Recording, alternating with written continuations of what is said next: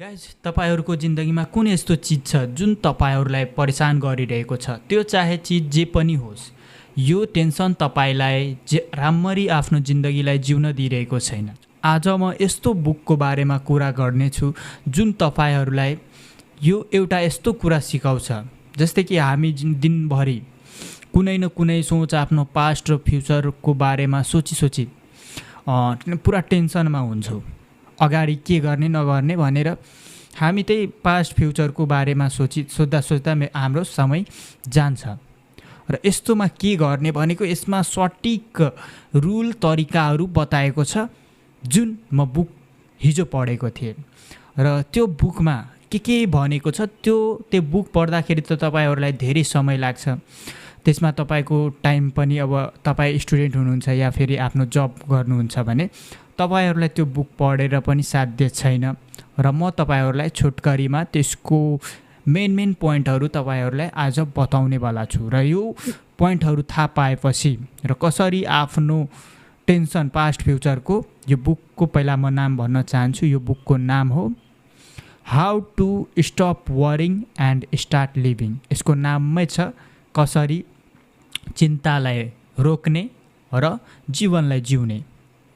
त अब म अगाडि भन्न चाहन्छु कि यदि तपाई साँच्चै आफ्नो जिन्दगीलाई चेन्ज गर्न चाहनुहुन्छ, जुन स्थितिमा तपाई हुनुहुन्छ अहिले, त्यो स्थितिलाई आफ्नो स्थितिलाई अलि सुधार गर्न चाहनुहुन्छ, बदलिन चाहनुहुन्छ भने यो भिडियोलाई लास्टसम्म हेर्नु होला। सानो छ, राम्ररी मैले डिटेलमा भनेको छैन, सानो स्टेप बाइ स्टेप तपाईहरुलाई कहानीहरु पनि छ सानो त्यो बताउँदै गर्छु। त्यसै ढिलो नगरौँ, सुनौँ। पहिले भनेको हामी जिन्दगीलाई जिउन बिर्सिसकेको छौँ। कसरी? किनभने हामी जहिले पनि पास्टको बारेमा सोचिरहन्छौँ। पास्टमा यो घटना भयो हैन, पास्टमा त्यो भयो, नराम्रो भयो। अधिकतर मानिसहरुको पास्टमा नराम्रो भएको हुन्छ र राम्रो कुरा छिटो हामीलाई हाम्रो जिन्दगीमा याद पनि आउँदैन। किनभने यो पृथ्वी नै दुखाले हो। यानी कि दुख चाहिँ हाम्रो कति हामी ह्यापी भयो कुन मोमेन्टमा हैन पास्टको, त्यो हामीलाई त्यति प्राय याद हुँदैन। किनभने अहिलेको दुखलाई टेन्सनले अगाडि के गर्ने, पास्ट र फ्युचरको दुवैको टेन्सन हुन्छ मान्छेमा। त्यही भएर यो टेन्सनहरुलाई स्टप गरेर अगाडि कसरी जिउने, अगाडि कसरी आफ्नो काम गर्ने, त्यसको बारेमा अब जान्ने छौँ। यो बुकमा डे टाइम कम्पार्टमेन्टको कुरा गरेको छ। एउटा स्टडी भएको थियो जुनमा प्रोफेसरहरूले आफ्नो स्टुडेन्टहरूलाई यो भनेको थियो कि डे टाइम कम्पार्टमेन्ट तपाईहरुलाई यस्तो दिनहरु दिनेछु जसमा तपाईहरुले पास्ट अनि फ्युचरको दुवैको बारेमा नसोचिकन आज जुन कामहरु छ, जस्तै कि सानैतिनै कामहरु, त्यस्तो ठुलो हैन, जस्तै कि ब्रस गर्ने, खाने, अनि हिडडुल गर्न जाने, पढ्न जाने, होमवर्क गर्न जाने या खेलकुद गर्ने, त्यो सबको बारेमा मात्र सोच्ने, न पास्टको बारेमा सोच्ने न फ्युचरको बारेमा सोच्ने भनेर एउटा ग्रुपमा स्टडी गरिरहेको थियो। अनि स्टडी गर्दाखेरि जुन ग्रुपलाई पास्ट फ्युचरको बारेमा सोच्न भनिरहेका थिएन तिनीहरुको ह्यापी इन्डेक्स त्यो बडी आफ्नो कामलाई राम्ररी गर्न सकिरहेको थियो। जस्तै प्लेइङ नै भयो, स्टडी नै भयो है, जस्तै ब्रस नै गर्ने पुरै जागरुकताको साथ गर्न सकिरहेको थियो। यो स्टडीले बतायो। र जसलाई यसै फ्री जे पनि सोचा पास्टमा भयो या फ्युचरमा भयो तिनीहरुको माइन्ड त्यति राम्ररी काम गरिरहेको थिएन। यो एउटा स्टडी प्रोफेसरहरूले गरेको थियो, यस बुकमा भनिरहेको छ। किनभने डे टाइम कम्पार्टमेन्टको मिनिङ नै यो हो कि तपाई डे टाइम दिनमा जुन काम छ त्यो मात्र गर्नु, अरू फ्युचरको पनि तपाई फ्युचरको सोच चिन्ता ब्लक भयो, एउटा यता पास्टको चिन्ता ब्लक भयो। एक दिनभरिको काम मात्र सोच्नु, अरू केही नसोच्नु। यसरी गर्दाखेरि त्यसको काम चाहिँ अलि फास्ट भयो, राम्रो भयो, माइन्डको पिस पनि बढ्यो। यो थियो। अर्को कहानी रहेको छ। अनि यसमा अथरको यो मतलब थिएन कि तपाई फ्युचरको बारेमा बिल्कुलै प्रिपेयर नहुनुस्। यसको यो मतलब थियो कि तपाई पास्ट र फ्युचरको बारेमा सोच्नुभन्दा फ्युचरको बारेमा टेन्सन लिनुभन्दा प्रिपेयर हुनुभन्दा राम्रो के हुन्छ भने तपाईँ आज जुन गर्नुपर्ने काम छ त्यसलाई पुरै एनर्जीको साथ त्यो टास्कहरूलाई कम्प्लिट गर्नुहोस् हैन। त्यो आजको जुन टास्कहरू छ त्यो राम्ररी गर्न सक्नुभयो भने फ्युचर आफै तपाईँको राम्रो हुनेछ। योमा चाहिँ अथरले फोकस गरेको थियो। यसको मतलब यो होइन कि पास्ट र फ्युचरको बारेमा टेन्सन नलिनु, मतलब बसेर हातमा हात हालेर बस्नु, ठिक छ।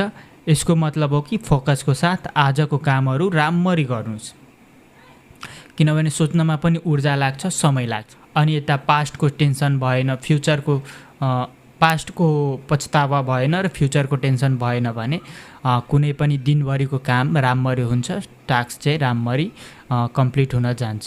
यसले फ्युचर स्वतः राम्रो हुनेछ भन्ने एउटा स्टडी भएको थियो। हामीलाई आजको मात्र टेन्सन गर्नुपर्छ।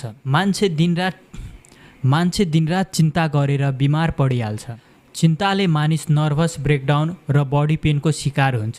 त्यही भएर यो काममा फोकस गर्नु जुन हामीलाई आज गर्नु छ। यसको बजाय तपाईँ बिहान उठ्नेदेखि बेलुका सुत्निन्जेलसम्मको टेन्सन लिनुहुन्छ भने तपाईँको राति निन्द्रा पनि राम्रो आउनेछ र बिहान तपाईँ फ्रेस पनि हुनुहुन्छ।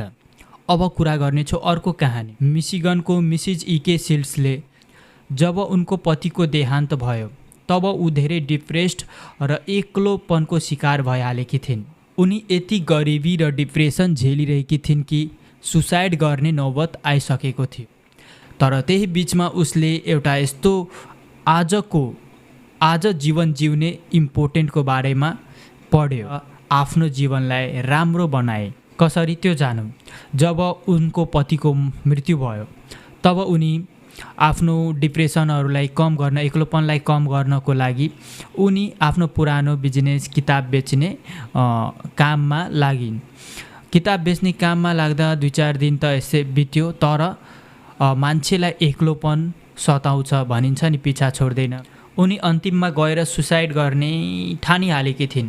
तर यो कारणले सुसाइड गरिरहेका थिएनन् कि उसको बहिनी ऊ मरेपछि फ्युनरलको लागि खर्च पनि जुटाउन सक्दैन, कहाँबाट खर्च ल्याउँछ भनेर यतिको गरिब तङ्गीमा उसको जीवन चलिरहेको थियो।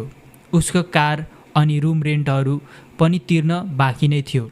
उनको पतिको मौतको कारणले जुन एक्लोपन, गरिबी र डिप्रेसन भएको थियो त्यसलाई उनी झेल्न सकिरहेका थिएनन् र आफूलाई सकाप सुसाइड गर्न गइरहेकै थिइन्। त्यति बेला नै हातमा रहेको पुस्तकमा उनले पढिन् कि हरेक दिन एक नयाँ सुरुवात हुन्छ, नयाँ दिन हुन्छ। उनले पढिन् कि हरेक दिन नयाँ हुन्छ।